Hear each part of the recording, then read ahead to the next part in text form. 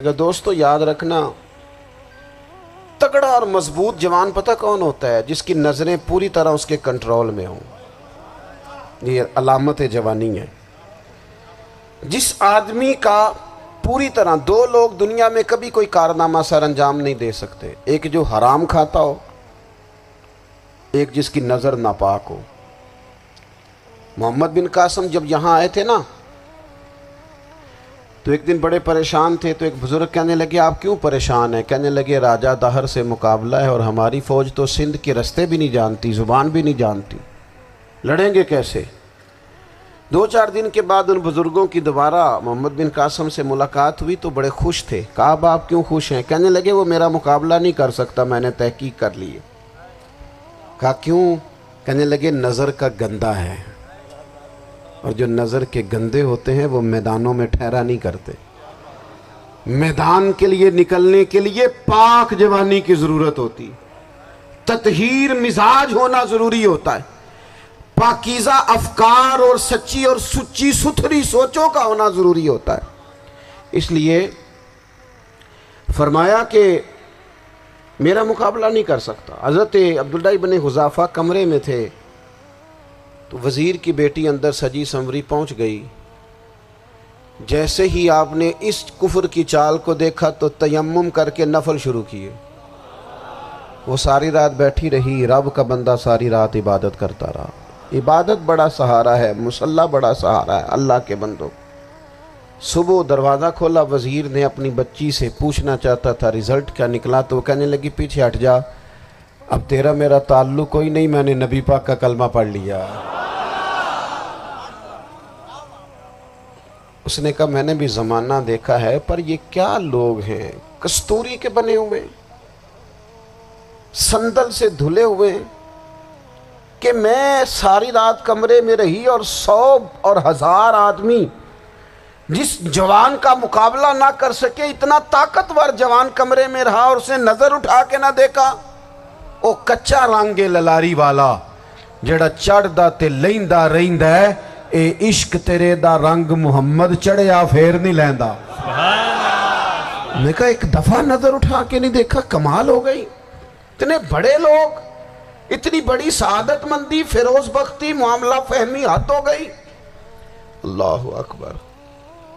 دوستو بادشاہ جب پوری طرح ہار گیا نا، اس نے کہا مار دو۔ تیل گرم کیا ایک کڑاہی میں، اور جب آپ کو اس میں ڈالنے لگے تو آپ کی آنکھوں میں آنسو آ گئے۔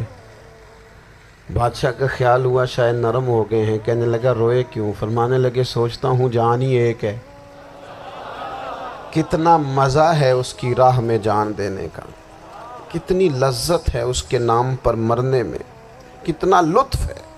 جے تو چڑھیا اتے دار بھی نہیں تے جے تو وکیا عشق بازار بھی نہیں، تے ایڈا سستا سودا پیار بھی نہیں، تے ایڈا سستا لبدا یار بھی نہیں۔ کئی جنگل گانے پیندے نہیں، کئی دوزخ لنگنے پیندے نہیں، جے وہ اس ملوں بھی مل جاوے، ایدوں سستا ہور بپار بھی نہیں۔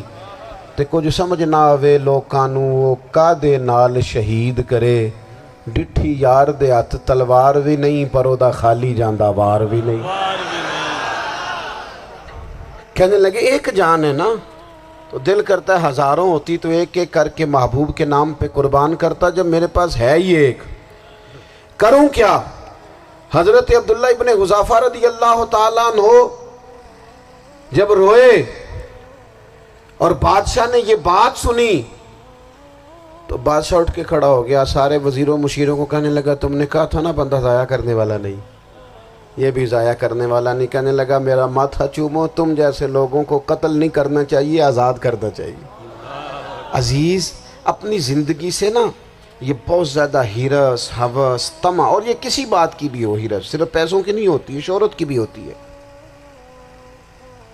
یہ بیماری انسان کو اقتدار کی بھی ہوتی ہے، تعریف کی بھی بیماری ہوتی ہے، یہ سارے نقص ہوتے ہیں لوگوں کو، اور معاذ اللہ بعض جبوں کبوں کے اندر بھی ہوتے ہیں، وہاں بھی پنپتے ہیں۔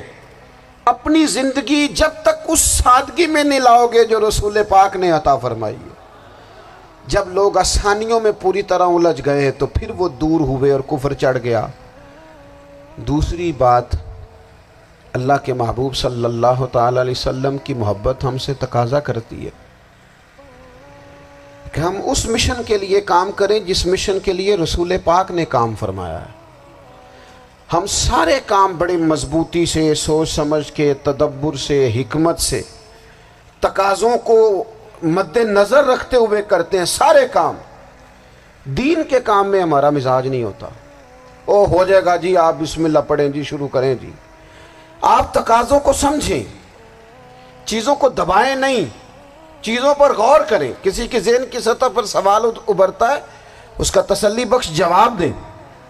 اپنی زندگی میں دین کے کام کے لیے اپنے آپ کو وقف کریں، اور دین کے کام کے بہت سارے پہلو ہیں۔ ہزاروں لوگوں کو قرآن پاک ٹھیک پڑھنا نہیں آتا، ہزارہ لوگ ہیں جو قرآن مجید کے مطالب سے آگاہ نہیں ہیں، دین کی بنیادی ضروریات سے لوگ نابلد ہیں۔ میں آپ کو کس طرح یہ بات سمجھاؤں کہ ہزاروں کی تعداد میں طلاقیں اس لیے ہوتی ہیں کہ مردوں کو طلاق کے مسئلے نہیں آتے، انہیں پتہ نہیں ہے کہ مجھے حقوق زوجین کے معاملے میں کیسے چلنا۔ ڈھیر سارے گھروں میں تباہی اس لیے ہے کہ تربیت اولاد کا دینی منہج ہمیں نہیں پتا۔ اپنا حصہ ملائیں دین کے کام میں۔ ایک آدمی کو اگر تو نمازی کرنے میں کامیاب ہو گیا، تیری زندگی بدل گئی۔ وہ دین بیزار لوگ جو ہمارے بیچ بیٹھ کے ہماری نوجوان نسل کو پگڑی اور داڑھی کا نام لے کے بنیادی طور پر دین سے دور کرتے، ایسے نوجوانوں کو دین کا پیغام محبت دے کر دین کے قریب کرنا ہماری ڈیوٹیوں کا حصہ ہے۔ ہمیں ذمہ داری کا احساس کرنا پڑے گا، ہمیں یہ خاص قدم اٹھانا پڑے گا، توجہ دینی پڑے گی۔ مساجد، مدارس، میں آپ سے عرض کروں، اتنی ڈٹ کے مخالفت ہوتی ہے نا مدرسوں کی، اتنی ڈٹ کے۔ میں ادارہ چلاتا ہوں، اس کے چلانے میں جو مشکلات ہیں وہ تو ہم بتا نہیں سکتے آپ کو، اس لیے کہ میری قوم، میرا اس قوم سے تعلق ہے جو نعت خواں امیر کرنا چاہتی ہے، مدرسے نہیں۔ ہاں، نقیب خطیب پیدا کرنا چاہتی ہے، شعر و شاعری کی زندگی کو پروان چڑھانا چاہتی ہے۔ فقط ہمارا ان لوگوں سے تعلق ہے جو لاکھوں کروڑوں روپیہ محافل پہ لگائیں گے، اور قاری صاحب بیچارے اگر مسجد کا کوئی ہونے والا کام کسی وقت بتا دیں گے تو وہ بڑی مشکل آ جائے گی ان کے لیے۔ یہ کیسے ہو سکتا ہے، آپ نے یہ ڈیوٹی بتا دی۔ مدارس، اور جتنا اہم رول دین کو پھیلانے میں مدارس اسلامیہ کا ہے، اتنی زبردست، لوگوں کا خیال ہوتا ہے میری طرح کے لوگ شاید کام کرتے ہیں، ڈیوٹی کرتے ہیں۔ یہ 10-15 لوگ آپ کو نظر آتے ہیں جو آپ کو کہیں میڈیا پر یا ادھر ادھر ڈیوٹی کرتے، مخلص لوگ اپنی جگہ پہ، وہ بھی بڑا ہی کام کر رہے ہیں، جو میڈیا پہ آ کے بھی اخلاص سے اور درد دل سے کو دین کی، ان کی بھی کسی بات کی حوصلہ شکنی نہیں۔ لیکن ہزارہ اساتذہ جو مدارس میں بیٹھ کے پڑھاتے ہیں، جنہوں نے وہ سارے لوگ تیار، آپ سمجھ نہیں سکتے کتنا بڑا کام۔ حفظ کا استاد جو ہوتا ہے نا، اس کی ڈیوٹی 24 گھنٹے ہوتی ہے، فجر سے پہلے، اور اس نے بچوں کو اٹھانا۔ تنخواہ تو ہم انہیں دینا نہیں نہ چاہتے جی، تنخواہ نہیں دی انہوں نے، ہمیں مولوی امیر نہ ہو جانا۔ مولوی نو تے سوٹ بھی 27ویں والی رات دے ہے تاکہ کدھر سوان کے عید والے دن پا نہ لوے، چونکہ 27ویں تو بات تے درزی پھڑتا ہی کوئی نہیں، کیوں حضرت؟ ایسے ہی ہے نا، اس وقت تو نہیں نہ لیتا۔ تو ہم چاہتے ہیں مولوی ہماری مرضی کے ہماری طرح کا سوٹ نہ پہن لے۔ مدارس کی مضبوطی، آپ یہ دیکھ لیں، یہ صلاح الدین ایوبی کا تعلق بھلا کس چیز سے تھا؟